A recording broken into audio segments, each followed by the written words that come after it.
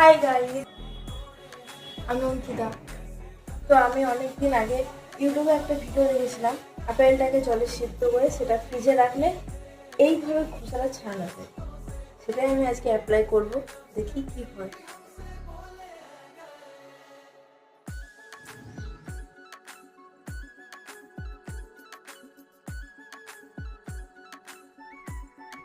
তো আমি কি বলেছিলাম যে আপেলটা সেদ্ধ করে তারপর ফ্রিজে রেখে দেখবো যে সেটা খোসাটা ছাড়ানো যাচ্ছে কি যাচ্ছে না।